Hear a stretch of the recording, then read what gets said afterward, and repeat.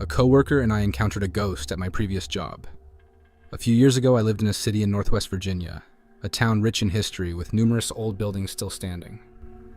Many of these places seemed like they could easily be home to spirits of the past. The town offered ghost tours, and there was even a winery that had served as a makeshift hospital during the American Civil War. However, my own encounter was with a spirit I believed to be much more contemporary than those commonly mentioned on these tours. I've always had a deep love for animals, which led me to work as a shelter manager at the local SPCA. The SPCA was split between two buildings, a modern adoption center where potential pet owners could meet and interact with the animals, and an older intake building. The intake building was where surrendered pets and strays were brought in, quarantined, vaccinated, socialized, and then transferred to the adoption center when ready for new homes. I believe this intake building was constructed in the 1960s or 1970s, and it certainly felt its age. The region was no stranger to flooding and snowstorms, which had taken their toll on the building over the decades. The shelter director had plans to renovate the facility, or possibly demolish it and build a new one, but those plans never seemed to materialize. As far as I know, the old building remains just as gloomy and cold as it was then. I had been working at the shelter for several months without any incidents, other than the building's unwelcoming atmosphere. Its layout was a bit confusing, but the front entrance was straightforward. My coworker and I shared a desk to the left of the entrance, with an office behind us. This office had previously been used by managers and secretaries, but now functioned mainly as storage for old records and supplies for our foster program. Neither my coworker nor I spent much time in there. One morning, I arrived at work feeling exhausted from a lack of sleep. Behind my desk was a mini fridge with an empty glass candy bowl on top, which we had moved off the front desk to reduce clutter. The fridge was directly outside the door to the back office, which we usually left open for easy access to supplies. My coworker was already setting up for the day, and we greeted each other with sleepy grumbles. I walked past the mini fridge without touching it and set my bag down at the desk.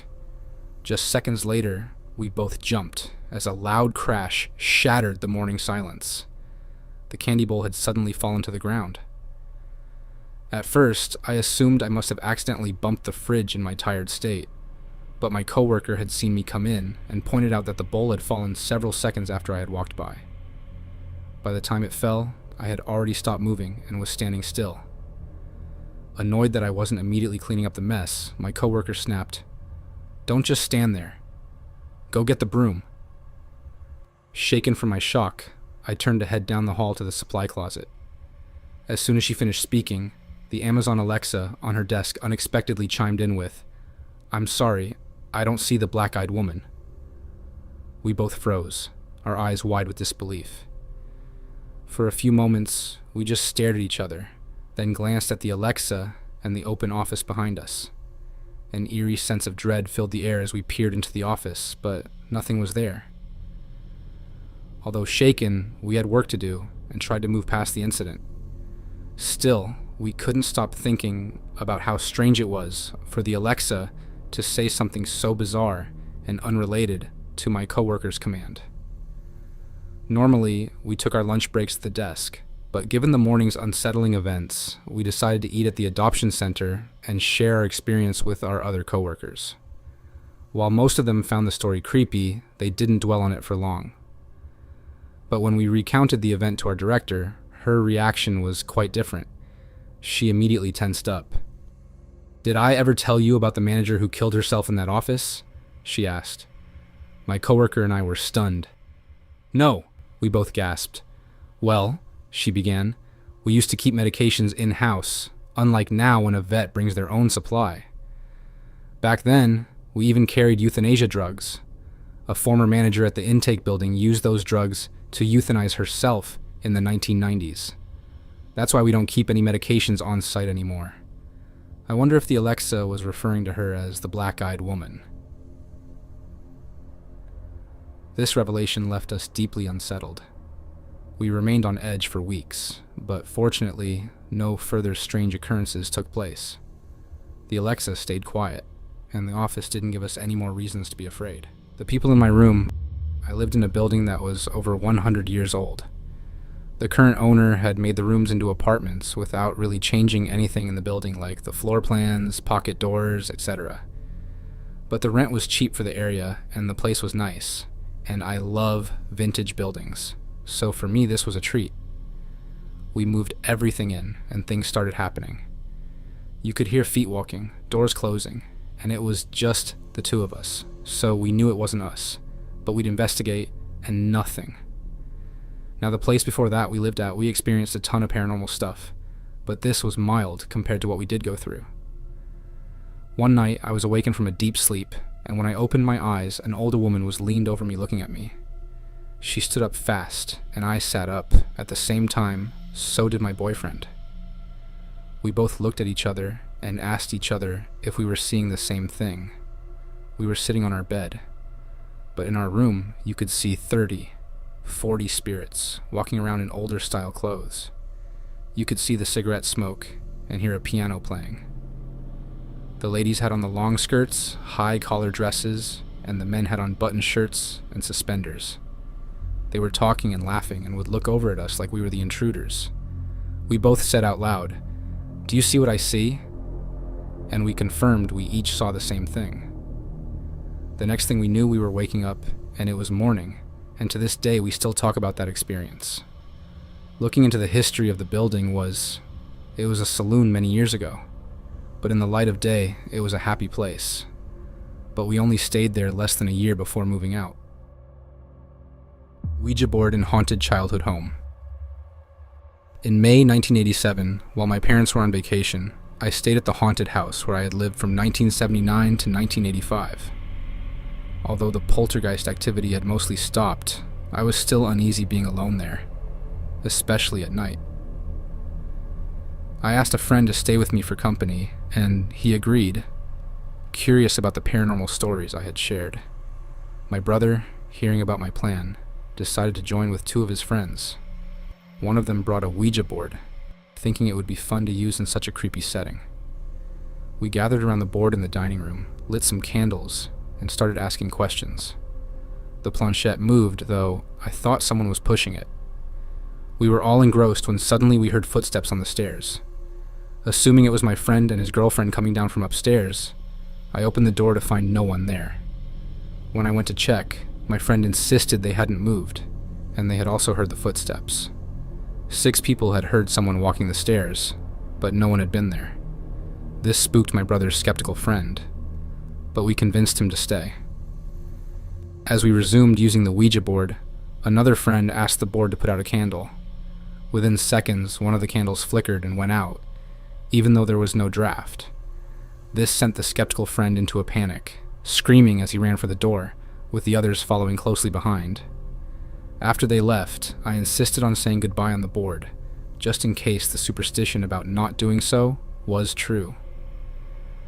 My brother and I went back inside, closed the session, and blew out the remaining candles.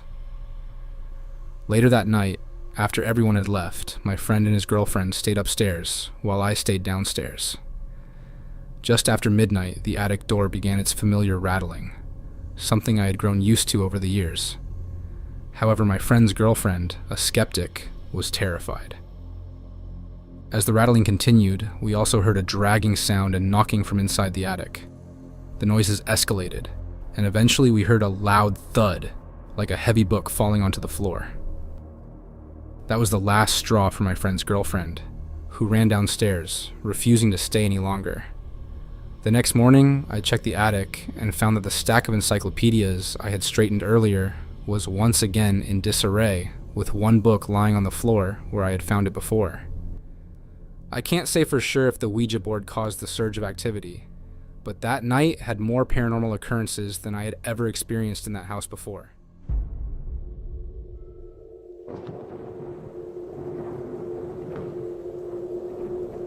Psycho Granny. When I was 8, my sister and I had one of the most terrifying nights of our lives. She was 12 at the time, and our brother wasn't born yet, so it must have been before then. Our parents were out for their anniversary dinner and wouldn't be back until midnight, leaving my sister in charge of babysitting me. She was responsible and capable, and I felt safe with her. What I didn't know at the time and wouldn't learn until years later, was that my parents had warned her about our grandma, my dad's mom. They told her grandma was manic depressive, what people used to call bipolar, and angry with my dad for enforcing some kind of boundary. They specifically instructed my sister not to let her in if she showed up and not to even respond to her. Of course, none of this was shared with me. How could you explain something like that to an 8-year-old? A couple of hours into the evening, we heard a knock on the door. My sister immediately hushed me and put a finger to her lips. "Robbie, I know you're in there.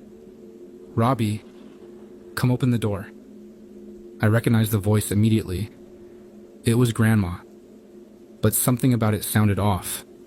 My sister grabbed me and moved us to the hallway, out of sight from the windows. Grandma kept pounding on the door, yelling for my dad to let her in. Then everything went quiet. I started to relax, thinking it was over, but it wasn't. Suddenly, there was an ear-splitting bang as Grandma began slamming on a bedroom window. She wasn't just yelling anymore, she was screaming. Her voice twisted with anger. She sounded less like a person and more like a demon. I'd never heard such fury, before or since. She went from window to window, pounding and howling like a wild animal. If she hadn't been so old, I'm convinced she would have broken a window with the sheer force of her fists. Then, silence again. But this time, I didn't relax. My sister and I sat in the hallway, shaking, too scared to even whisper. After a long pause, her tone suddenly changed. Her voice was sickly sweet, like a doting grandmother offering cookies. "Come on, kiddos, open the door. I have candy for you," she cooed. Grandma always had candy. She was diabetic and in complete denial, so she had a stash with her at all times. For a split second, her sugary tone almost convinced me to trust her. But my sister held me tight and didn't let me move. She was wise beyond her years and knew better. Eventually, the house fell silent. No yelling, no pounding, just silence. My sister decided it was time for bed. I was reluctant but too scared to argue. My bedroom faced the backyard, which had a pool and a tall wall beyond it. Past the wall was a wide open field with old railroad tracks running through it. I was used to hearing coyotes and other animals outside at night, so I wasn't usually scared. But as I was drifting off to sleep, I heard it. The unmistakable sound of scratching. It wasn't soft or subtle. It was loud and deliberate, like someone dragging their nails down my window. Frozen in terror, I glanced at the window. In the moonlight, I could make out her silhouette. My grandmother was standing there, scratching at the glass, staring into my room. My heart raced, and every hair on my body stood on end. I couldn't move, couldn't scream. I just lay there, paralyzed, until the scratching finally stopped. The next morning, my sister told our parents everything. I couldn't even stay in the room while they discussed it. A few weeks later, Grandma passed away. She died from an E. coli infection while on the toilet, much like Elvis. At her viewing, she wore one of her signature flowy blouses, and a gust of wind lifted it slightly. One of my cousins screamed, "She's alive!" and ran out of the room. After the funeral, I told my parents I was glad she was gone. According to my mom, I said, "Grandma really stressed me out." She later confided that no child my age should have ever felt that way about a grandparent. Oh, Mom, she did more than stress me out. That night, she terrified me in a way no horror movie or campfire story ever could. Both of my parents are gone now, and I wish I had told them how deeply that night affected me. But I trust my sister told them everything they needed to know. Now, as a parent myself, I have a 4-year-old daughter. Seeing her with my wife's parents, kind, loving grandparents who dote on her, brings me to tears. Whether she's riding a horse or chasing chickens on their farm, she's getting the kind of grandparent experience I could only dream of. Yeah, I'm definitely going to be talking to my therapist about this.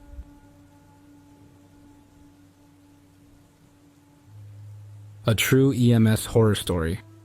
I worked as a dispatcher for a small ambulance station near a fairly large city in the middle of the US. I'm keeping details vague since this is a true story. Today, I want to share one of the most surreal and unsettling experiences I encountered on the job. We had a regular patient whom I'll call Susan. She was a dialysis patient, and one of our services was transporting seriously ill or disabled individuals to and from their dialysis appointments. Susan, who was in her late 70s, lived with her son David, a man in his late 40s. For years, like clockwork, we transported Susan to her dialysis treatments 3 times a week. Everyone at the station knew Susan and David, either from interacting with them in person or through frequent phone calls about her appointments. As a result, we were familiar with her health status and often shared updates among the crew. One day, Susan wasn't feeling well, but insisted on attending her dialysis session. During her treatment, she lost consciousness and was rushed to the hospital by our crew. When her next dialysis appointment came around, we called the hospital to check if she had been discharged. The staff told us she was still admitted and receiving treatment in the hospital. At the following appointment, we called again and were told she'd been discharged the previous day. While we found it odd that Susan hadn't contacted us, she always relied on us for transportation. We assumed everything was fine and called David to confirm her plans. David informed us that Susan wasn't feeling well and wouldn't be going to dialysis that day. He mentioned he might take her back to the hospital if her condition worsened. We told him to call us if he needed help and canceled her trip for the day. However, we never received a follow-up call. For the next few appointments, the same pattern repeated. We called David. He told us Susan was either too sick or back in the hospital, and we canceled her trips. It seemed strange, especially since we hadn't been called to transport her to the hospital. Things escalated when we called David for yet another appointment and got no answer. After multiple attempts, we decided to send a crew to her home to check if she was ready for dialysis. When the crew arrived, they knocked on the door, but initially got no response. After knocking again, David answered, cigarette in hand, looking surprised. The crew explained they were there to pick up Susan. David replied that she was still in the hospital and apologized for forgetting to call. The crew wished him well and left, but something about the interaction didn't sit right. The crew radioed dispatch, expressing their concerns, and requested that we confirm with the hospital whether Susan was truly admitted. When we contacted the hospital, they had no record of Susan being there since her last visit weeks earlier. Alarmed, we contacted local authorities to request a welfare check at Susan's home. We didn't hear anything further that day. Not from the police, David, or anyone else. The next morning, the first call I took at work was from the sheriff's department. "This is Sheriff Jack," the caller began. "I'm calling to report back on the welfare check you requested yesterday." His tone was serious, and my stomach sank as he continued.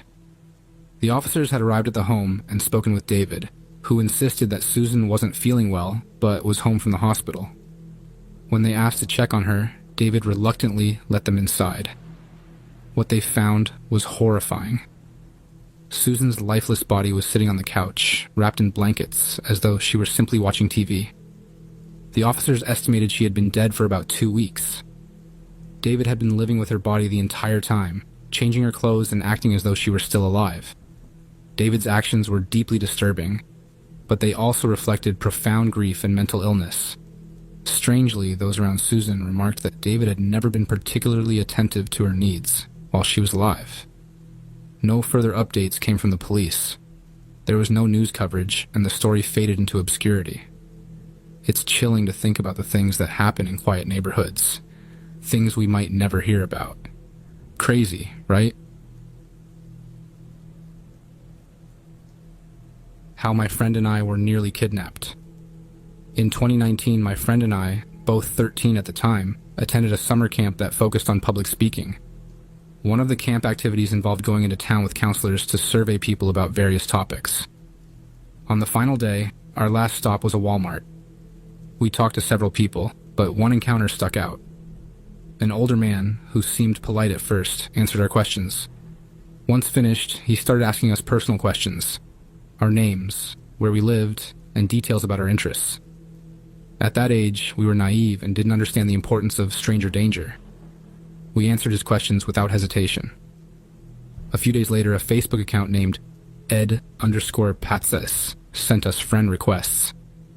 The account spammed likes on our old posts, left comments with rose and fire emojis, and called us things like hot and sexy. It quickly escalated when we started receiving explicit photos from the account. Horrified, we blocked it. A few days later, the account disappeared entirely, and we assumed that was the end of it. It wasn't. When school started in August, we had almost forgotten about the incident, but the same name, Ed Patsis, appeared again, sending friend requests to both of us.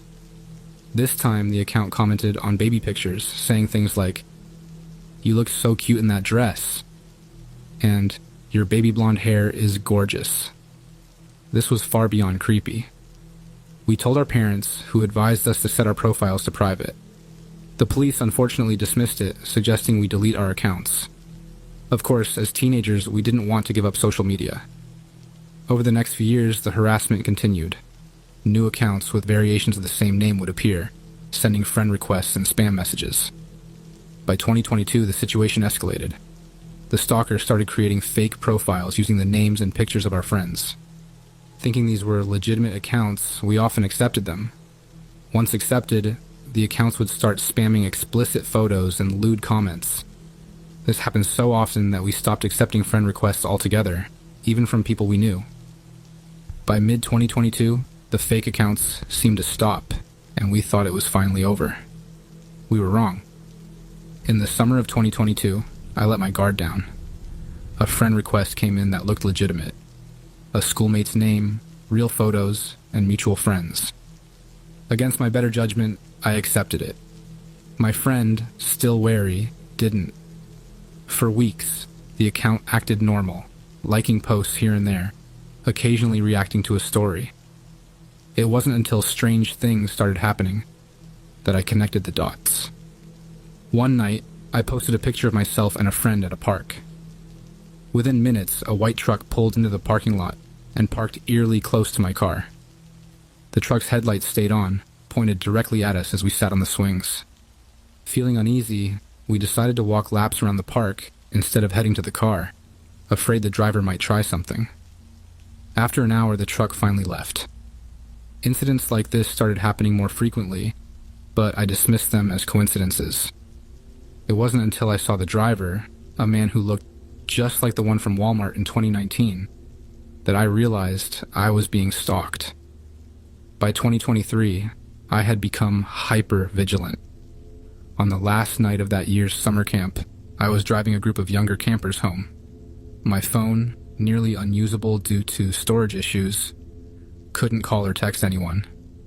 We took a detour through a scenic backroad neighborhood at the kids' request. That's when it happened. A white truck appeared behind us, flashing its brights and honking aggressively. The driver swerved, trying to bump my car off the road. Panicking, I screamed at the kids to sit down, buckle up, and roll up the windows. I sped through the narrow streets, narrowly avoiding a deep drainage ditch. At one point, the truck came close to ramming my car, but I managed to swerve onto a resident's yard and escape. After a tense chase, I lost the truck and stopped at a gas station to let the kids calm down. They thought it was an adrenaline-filled adventure, but I was terrified. I noticed the same truck parked near my high school earlier that day, and now it had followed me for nearly 25 minutes. When I finally got home, I called my best friend Anne. She answered, sobbing. Anne had also been chased that night. She explained that while stopping at a closed gas station to calm her crying baby, a white truck pulled in and parked horizontally in front of her car, blocking her in. Panicking, she drove over a curb to escape. The truck pursued her, trying to force her off the road.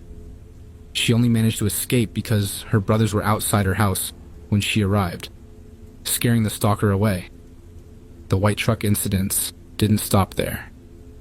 Over the following weeks, sightings of the truck and reports of similar encounters flooded social media. Eventually, the man in the white truck and an accomplice in a red car were caught on video trying to kidnap a 7-year-old from their porch. This footage led to their arrest in a neighboring town. It turned out they had been stalking multiple people in our area for years. Both my friend and I filed reports with the police after their identities were confirmed. Thankfully, We've not seen or heard from them since their arrest. Looking back, it's terrifying how close we came to real danger, but we're grateful it's finally over. I was hiding from your mom. One of the creepiest stories I know personally comes from my best friend, David. It happened when he was home babysitting a friend's kid. The kid, named Junior, was about 4 or 5 years old. Junior's dad worked as a courier and often had late-night deliveries. By this point, David was a teenager, so staying home without an adult wasn't a big deal. It's worth noting that Junior's dad was a very paranoid man who believed in a lot of fear-mongering, so he had cameras installed all over the house. This took place around 2014. One evening, David was in his bedroom, minding his own business, when he decided to check the den where all the security camera monitors were located. Strangely, the den was locked. David knocked on the door, and Junior opened it. "Why did you lock the door?" David asked. "Because of the lady," Junior replied. "What lady?" David asked, confused. "Your mom. I saw her in the kitchen." The layout of the house had the living room directly connected to the kitchen. From the kitchen's entryway, you could see the door leading to the screened-in sitting area outside. Junior claimed that David's mother had been standing right there, in the doorway. This was deeply unsettling, because David's mother had passed away about 8 months prior. The comment sent a chill down his spine, but David dismissed it as Junior's overactive imagination.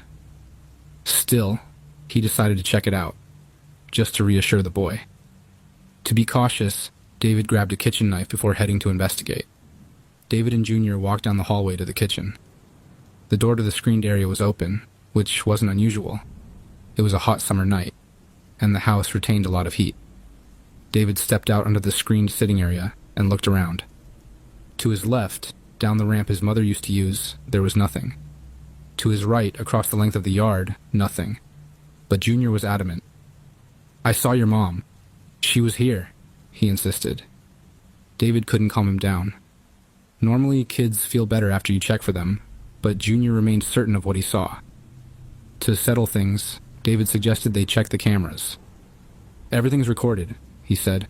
"We'll look at the footage and see if anyone was there." David sifted through the footage, searching for the moment Junior claimed to have seen his mother. At first, nothing showed up, but then, to David's shock, the cameras captured an old woman entering the backyard through the front gate. She appeared to be in her mid-60s, carrying a cloth grocery bag.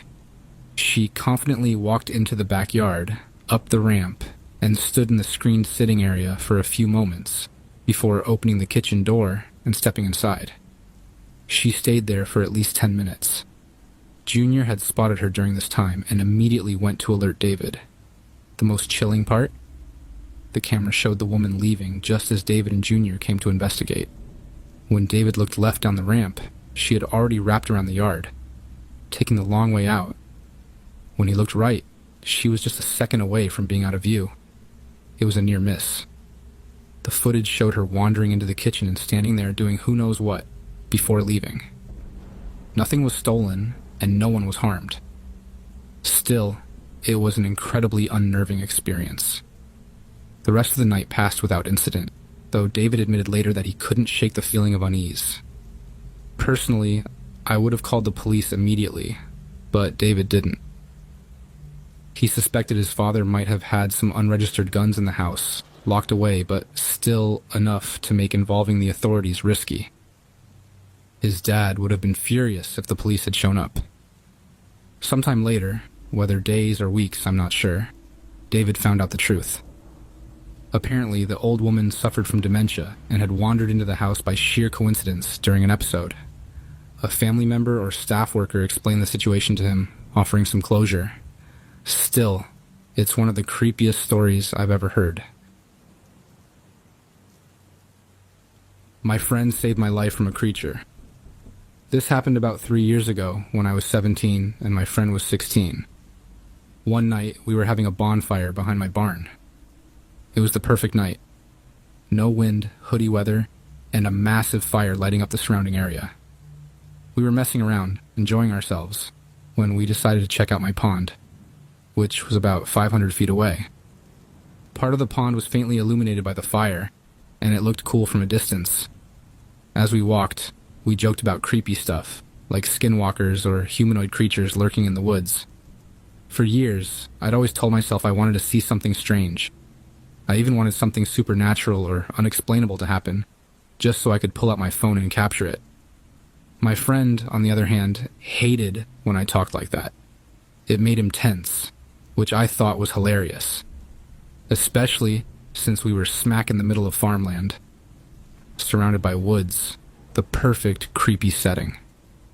When we got to the pond, we were joking around when both of us noticed something shiny about 20 feet to our right. It stood out immediately because I'd just mowed that area a few hours earlier, and there shouldn't have been anything there except 2 full-grown trees. My friend asked, "Hey, where'd that giant rock come from?" I looked closer and immediately felt uneasy. It wasn't a rock. It wasn't a tree stump. Nothing should have been there. We started walking toward it, curiosity taking over, and as we got closer, I kept saying, "What the hell is that?" My friend started to panic, saying, "What the hell is that?" in a way that made my stomach drop. By the time we were about 5 feet away, I realized this wasn't an object. It was something alive. It was crouched down, almost in a fetal position.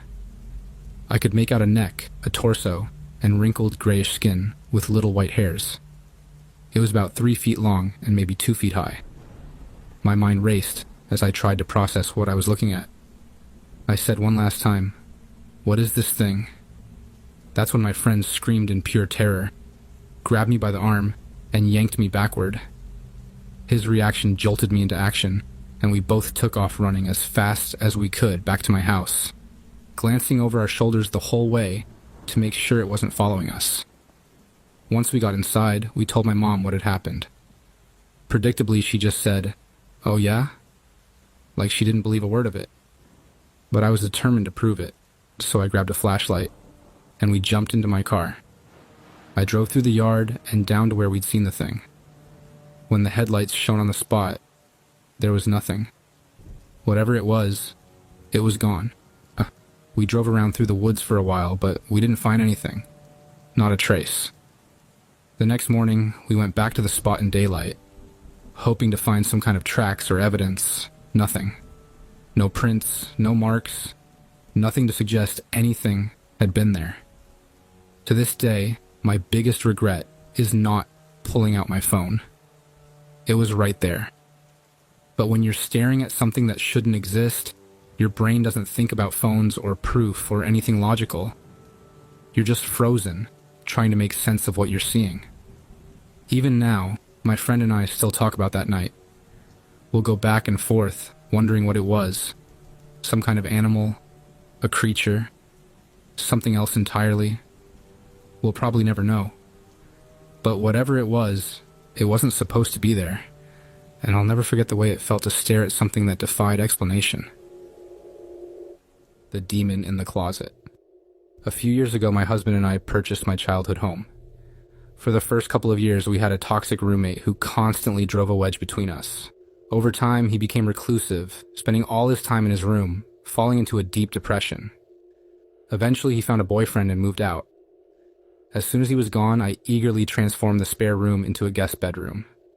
Shortly after, I started struggling with horrible insomnia. To avoid disturbing my husband, I began sleeping in the guest room. At first, it seemed like a blessing. I finally settled into a healthy sleep pattern and was getting proper rest. But that's when the nightmares began. Night after night, I dreamt of a clown in the closet. Not just any clown, but a demonic, grotesque figure with an evil presence. I'm not afraid of clowns in real life, but this one was different. Twisted, malevolent.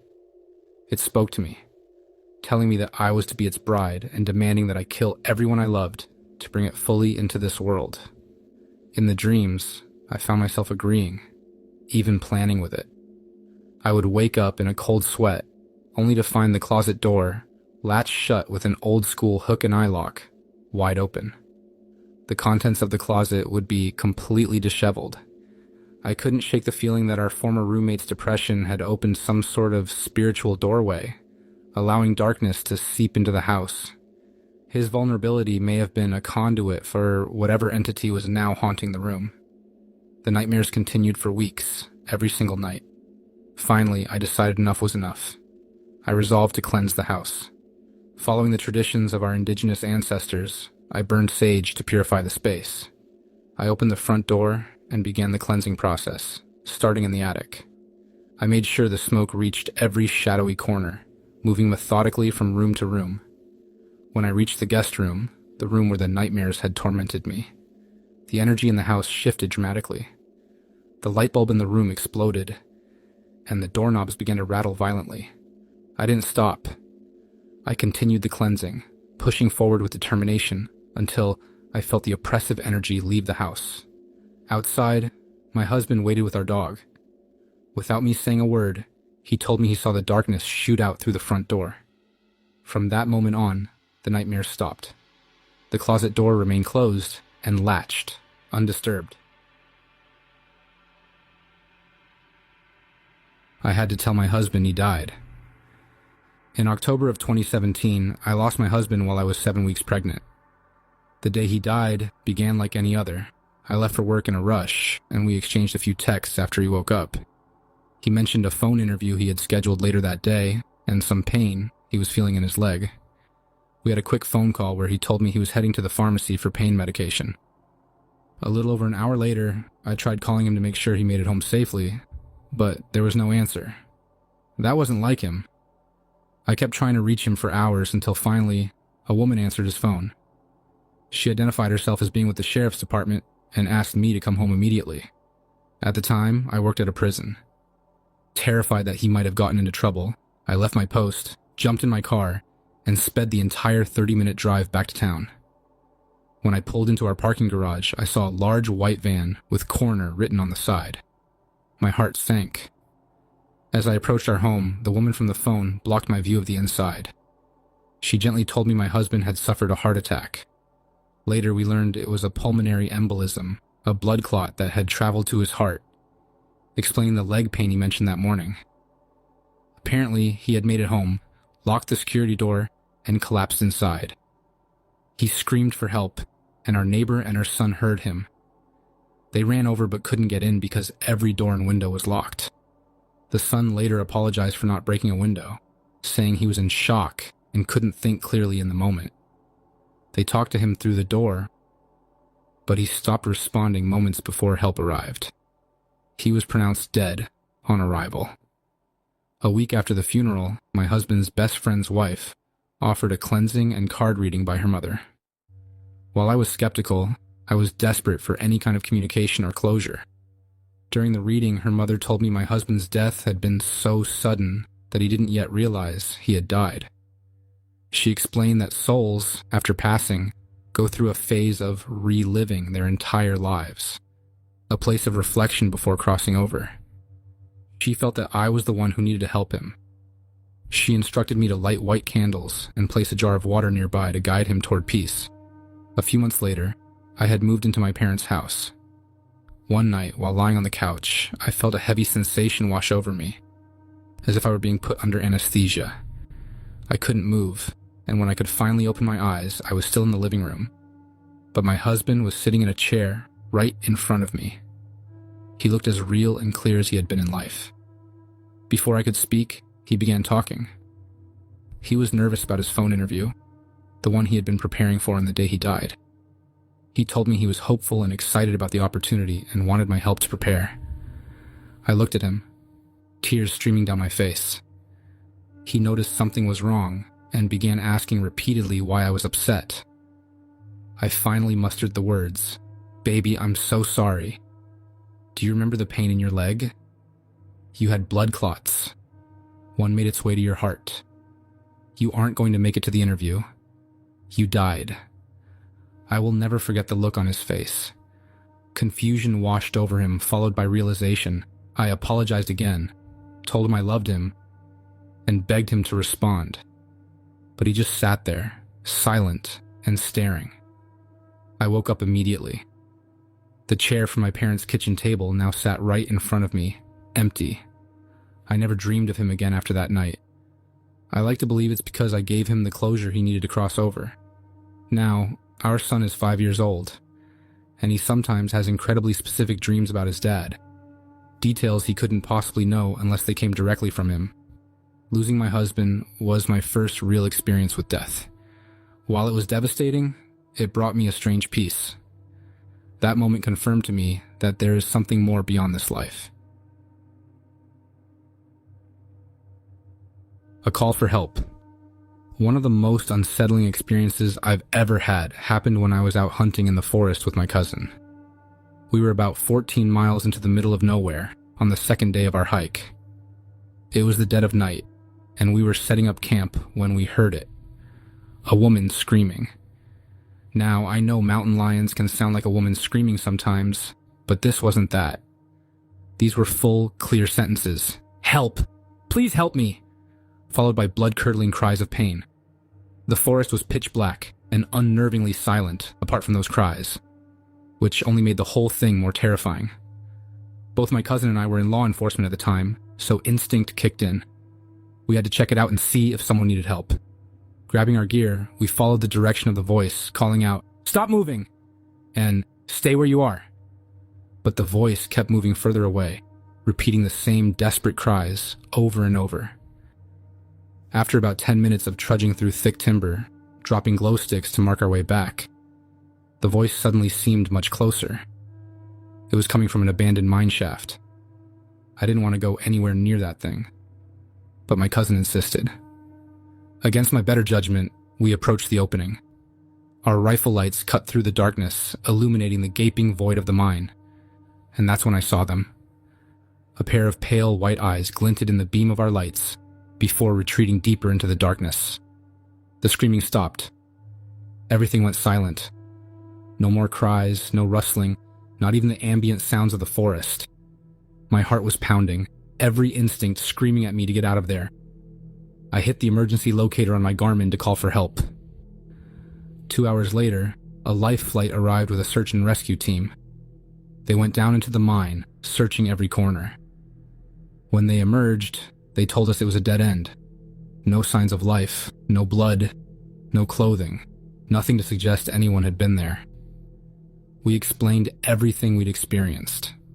One of the flight crew members listened quietly before saying, "You're not the first ones to report stuff like this here." My house is haunted now. I didn't believe in ghosts, but the other night, my wife heard the sound of a dog toy squeaking in the living room. This was impossible because our dog was asleep in his crate in the laundry room. I got out of bed to check. On my way back, I swear I saw the image of a boy.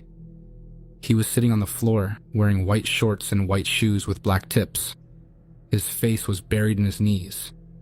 I froze and thought, nope, I'm not dealing with this. I ignored it and went back to bed. I didn't tell anyone about what I saw.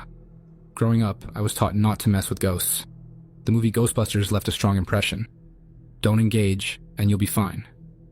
That advice stuck with me for over 20 years, and I wasn't about to change my stance now. But then, a day later, my 4-year-old mentioned she had a new imaginary friend named Daniel, who only comes out at night. She told us he'd been playing in the living room and sleeping on the couch for the past few nights. I asked her, "What does Daniel look like?" She replied, "White shoes with black in the front. White shorts. He wasn't feeling good the other night. His belly hurt, and he was crying." Now I'm sitting here questioning my reality. Edit. So, here's some background. 4 years ago, I inherited a few antique pieces of furniture. They've been sitting untouched in the spare bedroom all this time. About 2 weeks ago, I decided to refinish some of them. 6 to 9 weeks ago, I remodeled the room. We had a lot of junk left over from my wife's grandmother's belongings, and most of it ended up in the closet. The same closet where Daniel claims to live. A few days ago, my daughter told us that Daniel had gone to heaven. It was completely random and unprompted. My wife and I had never really discussed Daniel with her, thinking it best to ignore the situation and let it resolve itself. But my daughter said Daniel told her goodbye and that he was going to heaven. Scary nights. I used to sleep in my mom's bed with her and my brother. I was the youngest, so I always slept in the middle. One night, I woke up because I heard laughter coming from the living room, just outside the bedroom door.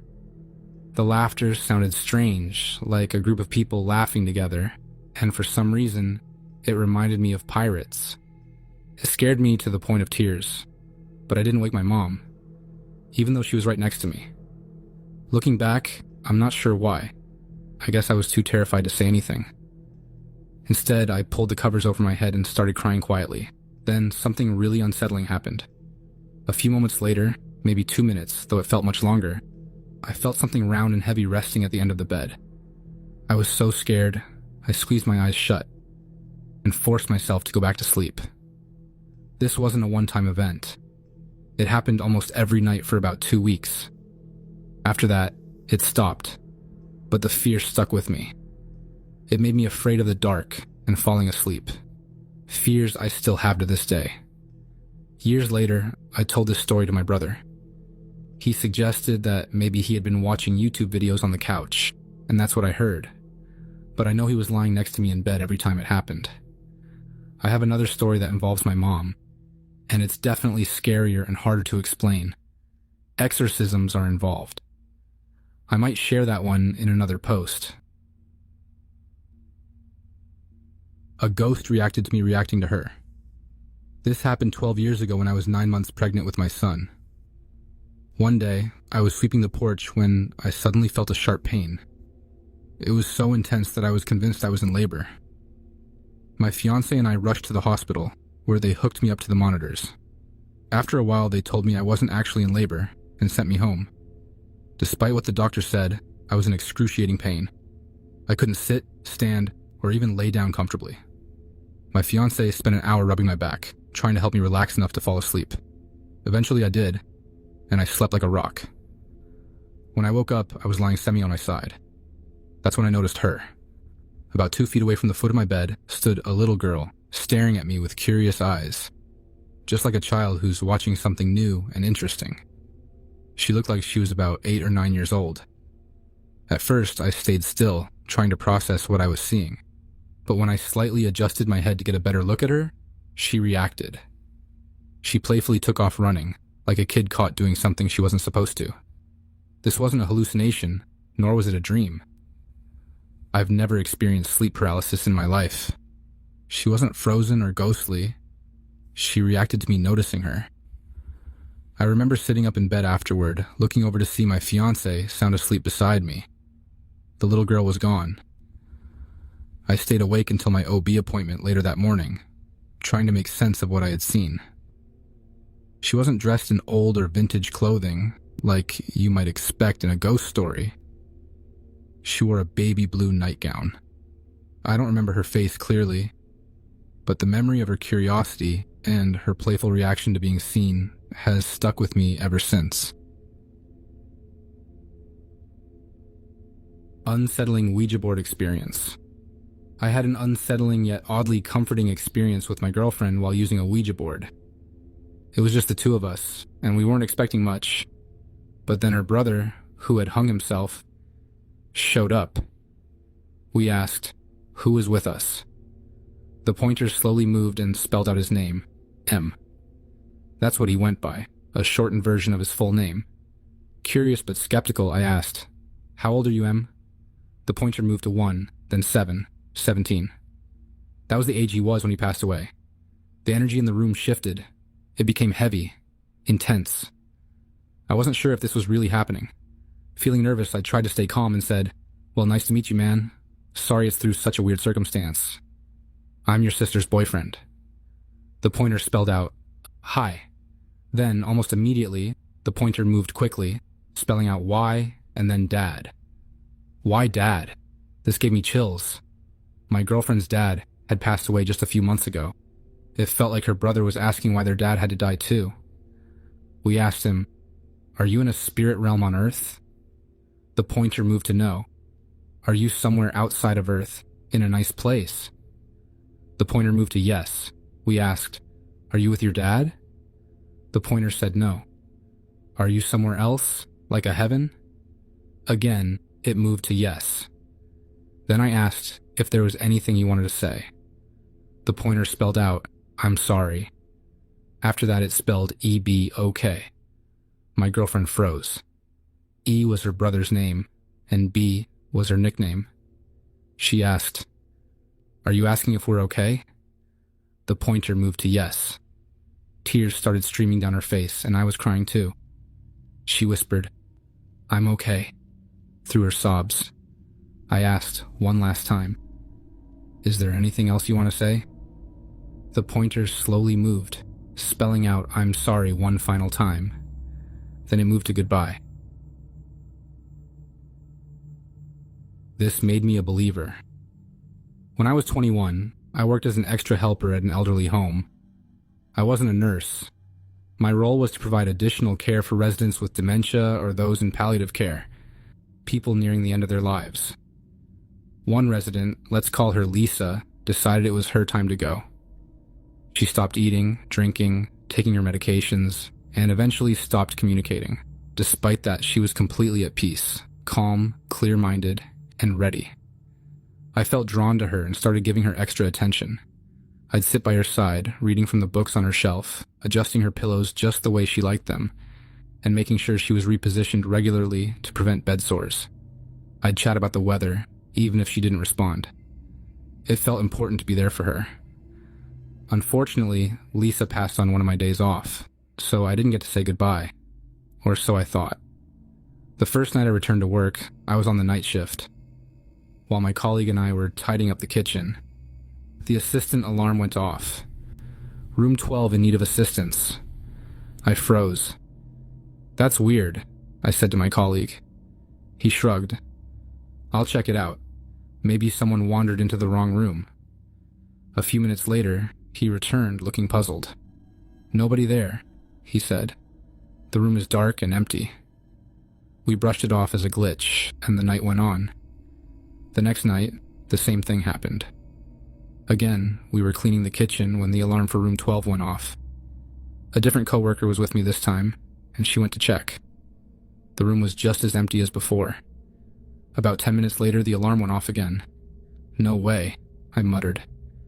This time, I decided to investigate myself. I went into the office, opened Lisa's file, and checked her alarm button. Everything seemed fine.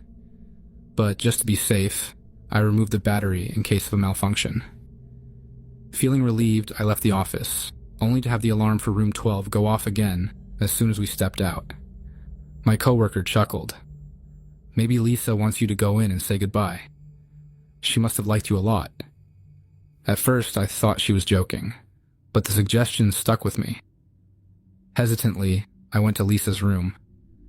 I stepped inside, not even thinking to turn on the lights, and stood in the dark. Feeling a bit foolish, but also oddly compelled, I spoke out loud. "Lisa, I hope you're at peace. I want you to know I appreciated your company and enjoyed reading your books. I'll always remember you." I stood there for a moment, feeling a sense of calm wash over me, and then quietly left the room. From that night on, the alarm for room 12 never went off again. Nursing home. I worked in a nursing home for about 5 years. During that time, I heard, saw, and experienced things I could never explain. The facility had different levels of care: critical care, dementia care, and assisted living. This particular incident involved a resident in the assisted living section of the building, which was relatively new and had been built over an old convent that had been torn down. One woman kept complaining about people in her room. She would constantly hit her call light, saying there was a man in her bed, and that she couldn't move. Sometimes she claimed he would get angry. On several occasions, I would yell at this invisible man to leave her alone. Strangely enough, she seemed to find comfort in that. But it didn't stop there. Other people began to appear, at least according to her. She would describe their clothing in detail and then apologize, saying she knew she sounded crazy. I would reassure her, trying to calm her down. It got to the point where we genuinely wondered if someone was sneaking into her room. Maybe another resident or even a staff member. But why only her? Things escalated. Furniture started moving around her room, pieces too heavy for her to lift or even attempt to move. Lamps were flipped upside down, and end tables were stacked on counters. Every time I entered her room, I felt uneasy. The hairs on the back of my neck would stand up, and I could sense something menacing. I've never been particularly bothered by paranormal stuff, but this was different. It felt dark. One day, near the end of my shift, she called in a panic. Her voice was low and frantic, almost a mumble. I had just been in her room less than 10 minutes earlier. When I opened the door, all of her chairs were lined up in the middle of the room. I stood there, speechless, trying to process what I was seeing.